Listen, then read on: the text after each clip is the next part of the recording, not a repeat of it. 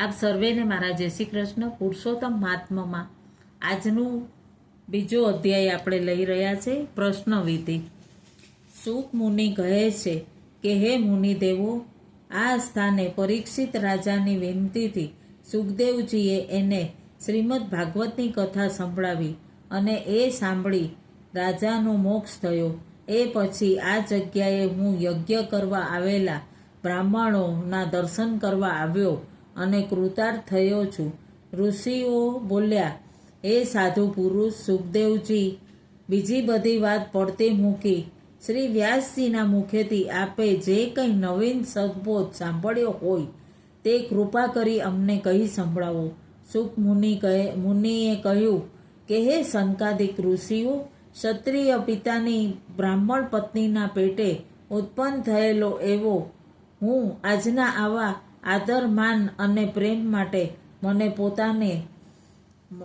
પોતાને ધન્ય માની મારી અલ્પમતી પ્રમાણે કહી સંભળાવું છું. એક દિવસ વીણાધારી નારદ મુનિ નરનારાયણના આશ્રમમાં ગયા.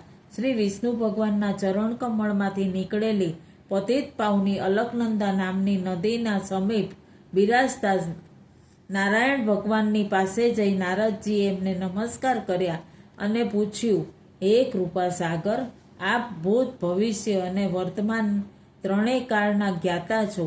જ્ઞાની પુરુષો આપને સત્યભા કહે છે અને સત્યની ઉત્પત્તિ આપનાથી થયેલી માને છે. આપનું તપ સર્વલોકમાં શિક્ષણ અને ધર્મ માર્ગની મર્યાદાનું સ્થાપન કરવા માટે જો આપ એવું તપ ન કરો તો પાપી પુણ્યાત્માથી ભરેલી સૃષ્ટિ કળિયુગમાં કેવળ પાપમાં ડૂબી જાય અને તેવી રીતે જ પુણ્યથી તરી જાય.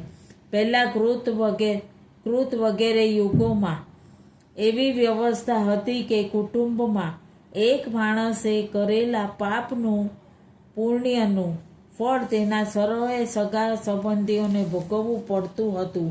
એ વ્યવસ્થાને બદલી કળિયુગમાં જે કરે તેવું ભોગવે એ વ્યવસ્થા તમે તમારા તપોબળ વડે કરો. કારણ કે હે ભગવાન, આ ઘોર કળિયુગમાં માનવ પોતાના ધર્મ, નીતિ, પાપ, પુણ્યનો માર્ગને ભૂલી અને માયા અને મોહમાં અને વિષય વિકારના વિનાશ પંથો તરફ વળેલા છે. એમના દેહનું કલ્યાણ થાય એવો કોઈ માર્ગ બતાવો. આપના શ્રી મુખેથી આ અજ્ઞાનરૂપી અંધકારમાં પડેલા જીવાત્માઓના હૃદયમાં જ્ઞાનનો પ્રકાશ થાય એવું કંઈક માર્ગદર્શન મેળવવા માટે હું ખાસ સત્યલોકમાં આ બ્રહ્મલોકમાં આવેલો છું. હે વિષ્ણુ પરમાત્મા, પરોપકાર કરવામાં આપ પ્રીતિ ધરાવો છો એવું વેદ વાક્ય કહે છે. માટે જનકલ્યાણની દ્રષ્ટિએ પણ આપ કોઈ એવી કથા વ્રતનો સાર કહી સંભળાવો જેના શ્રવણ માત્રથી માણસને નિર્ભય પદ પ્રાપ્ત થાય. આ પ્રમાણે નારદ મુનિનું વચન સાંભળી નારાયણ ભગવાન હસ્તે મુખેથી આ પુણ્યકારક કથા કહેવાનો આરંભ કર્યો. હે નારદ, વૃંદાવનમાં વિહાર કરનારા, ગોકુળનું પાલન કરનારા, ગોપાંગનાઓને ઘેલા કરનારા અને રાસ ક્રીડા રસ્યા એવા વિવિધ લીલાથી વિખ્યાત એવા ત્રણેય લોકને ઉત્પન્ન કરનારા પરમ પવિત્ર મોક્ષદાયી એવા શ્રી પુરુષોત્તમ ભગવાનનું મહાત્મ્ય હું તમને કહી સંભળાવું છું.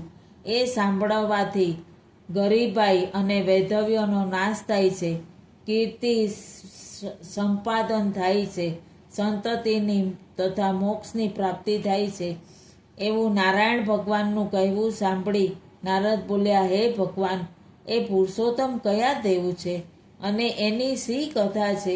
તેનું મહાત્મ્ય શું છે? આ તો કૃપા કરી મને વિસ્તારપૂર્વક સંભળાવો. સુખદેવજી શુનકાદિક ઋષિઓને કહે છે.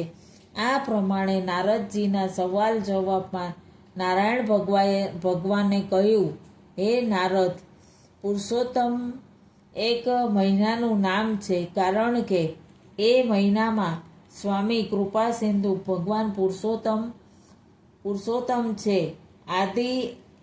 આથી સર્વ ઋષિઓ તેને શ્રી પુરુષોત્તમ માસ કહે છે. એ માસનું શ્રદ્ધા અને ભક્તિપૂર્વક વ્રત કરવાથી પુરુષોત્તમ ભગવાન પ્રસન્ન થાય છે. નારદજી આ સાંભળી ફરીથી પૂછવા લાગ્યા, હે ભગવાન, 12 માસની અંદર પુરુષોત્તમ માસ નામનું મેં હજી સાંભળ્યું નથી.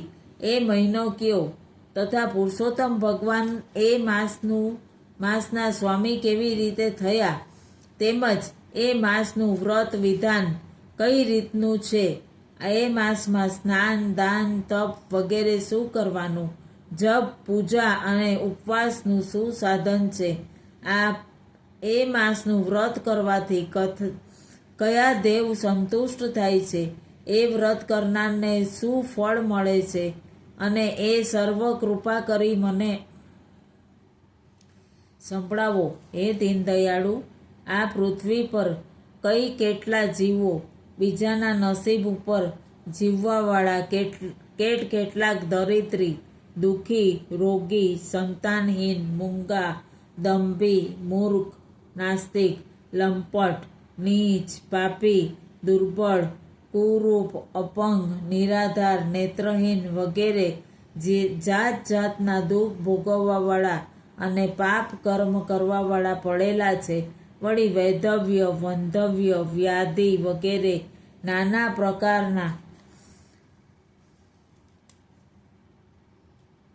પ્રકારના એમના દુઃખો જોઈ મારો અંતરાત્મા ઘણો જ દુઃખી થઈ ગયો છે. માટે એમના દુઃખ દર્દનું નિવારણ થાય અને મારા મનને પણ શાંતિ મળે, સંતોષ મળે એવું કલ્યાણકારી વ્રત મને કહો.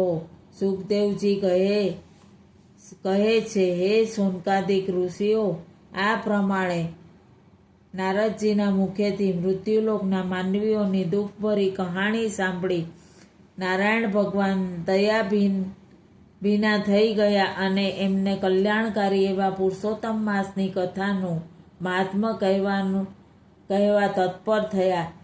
પુરુષોત્તમ માસના અધિક માસનો બીજો અધ્યાય સંપૂર્ણ. પૂર્ણ પુરુષોત્તમ ભગવાનને અર્પણ. આપ સર્વેને મારા જય શ્રી કૃષ્ણ.